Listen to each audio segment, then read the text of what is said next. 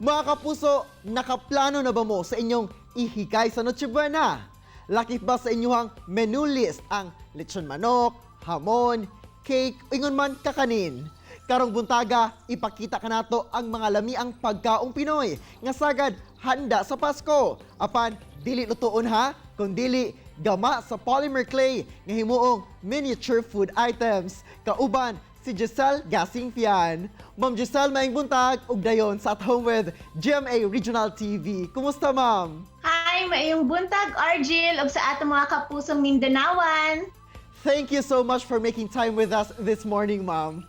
Unang-una, paunsa ba ka nakatuon ug nagsugod sab sa pagkahilig sa paghimo og miniature items?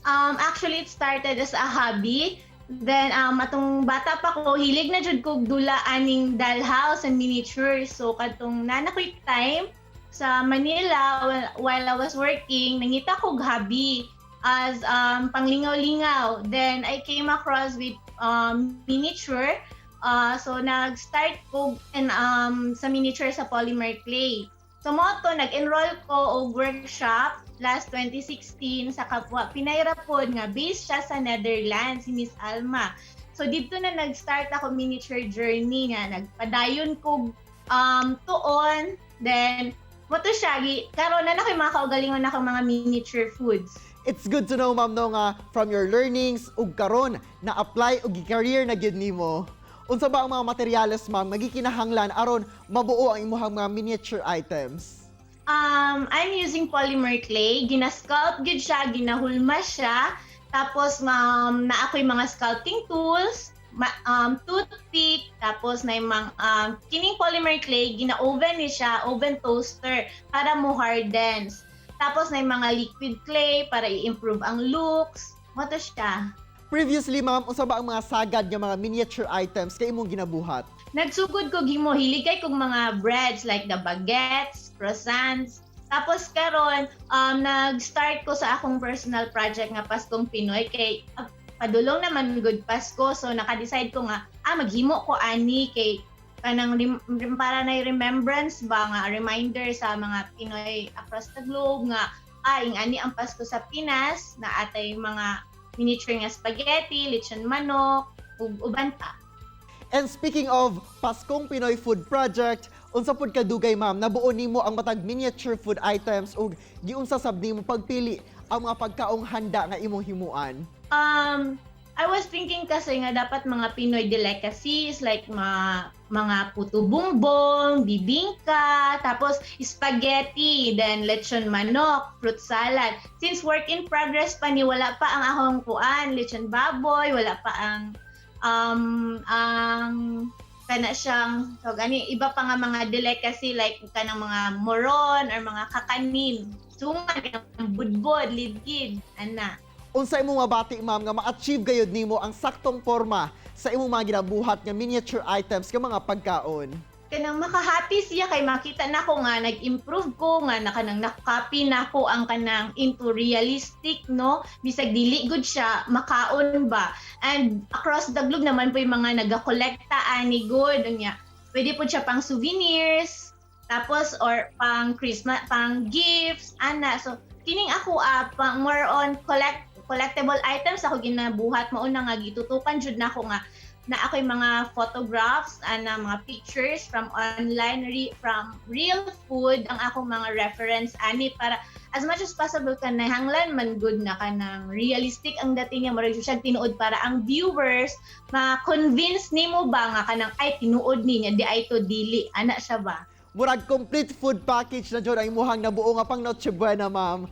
Unsa ba ang imong gina-look forward sa pagbuhat niini? This started as a personal project but na may mga nakakita na online, so na anay mga nag-inquire kung pila. So I decided nga sige mag-sell food ko kay naman ko mga collectors food ba. Do medyo pricey lang jud siya kay miniatures na dugay kay siya mahuman. It takes a day or two para lang mahuman jud mo siya ba. Dili man gud siya basta-basta. Mga more or less pila ba ang presyo, ma'am, sa matag miniature item? For the lechon manok, I sell it at 450 pesos. And then, depende kay ang cake, dugay. It took me 2 days. Depende kay mag-mix pa man ko, niya naapa ang kanang iyang frosting. So na ako nakabaligya ko og kanang nasa 650, 700 depende, mas gamay, mas intricate ang details, mas dugay himuon, mas mahal. 12 scale. So dapat thumb size, di siya mo labaw og 1 inch. O karon mga kapuso, ipakita ka nato ni Ma'am Giselle ang iyang pagbuo og miniature food nga handa sa Noche Buena. Para sa Paskong Pinoy Food Miniatures natin, gagawa tayo ngayon ng puto bumbong. Kakailanganin natin ng mga sumusunod.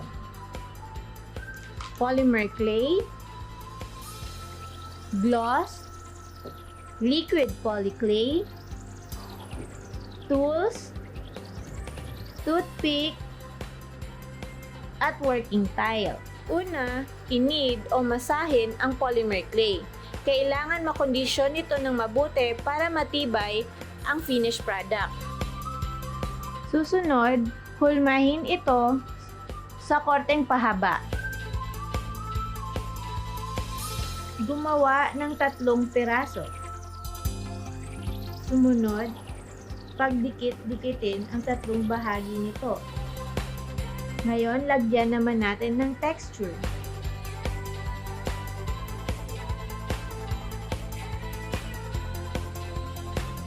Pagkatapos malagyan ng texture, i-pre-bake ito ng 5 minutes. Ayan, tapos na ma-bake.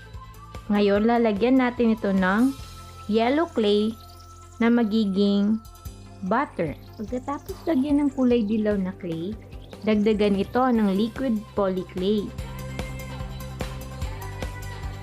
Ngayon, lalagay na natin ang ating niyog.